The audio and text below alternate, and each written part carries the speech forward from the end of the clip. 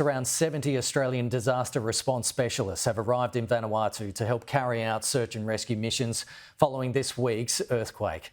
Joining me live is Vanuatu Business Resilience Council Chairman Glen Craig. Glen, really appreciate you coming on there from Port Vila. We understand that there's still people under collapsed buildings. Can you give us a sense of what is happening on the ground right now and the scale of the search and rescue efforts?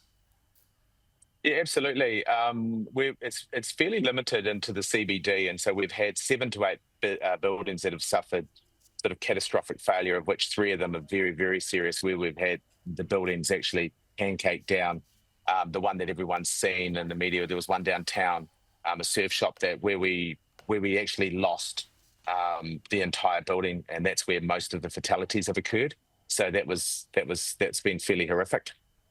And what we're trying to do is with the Australian and New Zealand Defence Forces or search and rescue personnel that have come in, is just go through there and see who's still around that has survived. We understand that there are a couple of people. Yesterday there were 3 people removed alive. Unfortunately, there were also fatalities from the one downtown.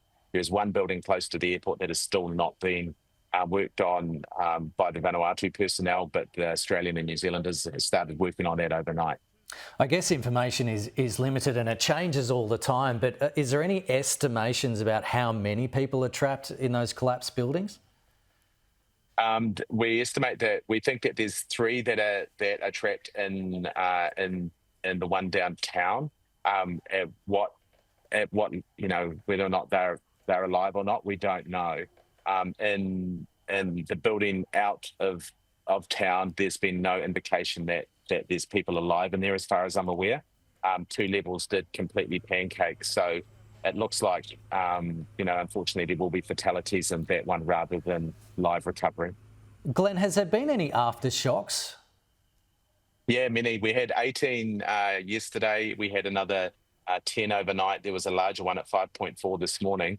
Obviously the concern is not so much for new damage, but just the buildings that have been affected, just going, more damage on top. That's the big concern we've got at the moment. But otherwise, they've been much smaller in scale, obviously, than the large one that we had. And when those aftershocks happen, does it slow down? Do the rescue efforts have to stop while it's going on? Does it slow things down, or is it having not much of an impact? I presume it does. I'm not an expert in that area, but I dare say that they will be taking that into account fairly comprehensively to make sure that they're securing the sites in case of that. Those 3 main buildings, there was the embassy building with New Zealand, that we had New Zealand, France, UK and the USA that lost the lower level, and then we had the one out at the airport that was the 2 levels. I'd say those buildings are the ones that we're most concerned with. When you're driving through the CBD, I drove through this morning at 5 a.m. You actually, apart from this one building down, you wouldn't know much had happened. You look around and you think, oh, it's a little bit messy and there's a few signs that are hanging down and things, but otherwise cosmetically it looks fairly good.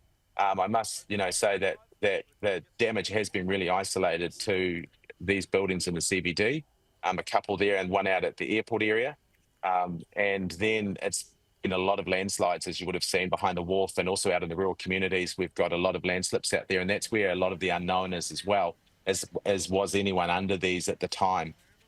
But in terms of the general, like out in the villages and the communities, there's been no relocate. People haven't had to relocate. The houses are fairly much undamaged. It's all almost as per normal. The markets were open yesterday. Supermarkets, the majority were open. We got power on in a lot of the CBD and the suburbs last night, and water came on yesterday as well. Communications are still an issue. We're all living off Starlink at the moment, and we're hoping to have full comms coming up in the next couple of days once the cable landing station's repaired. We're on the Southern Cross cable, and that's where our issue is. Right. But the people are resilient. It's been good to see. Everyone's just picked in and got on with it. Yeah, well, Glen Craig, we really appreciate you coming on and giving us a sense about what's happening on the ground there this morning.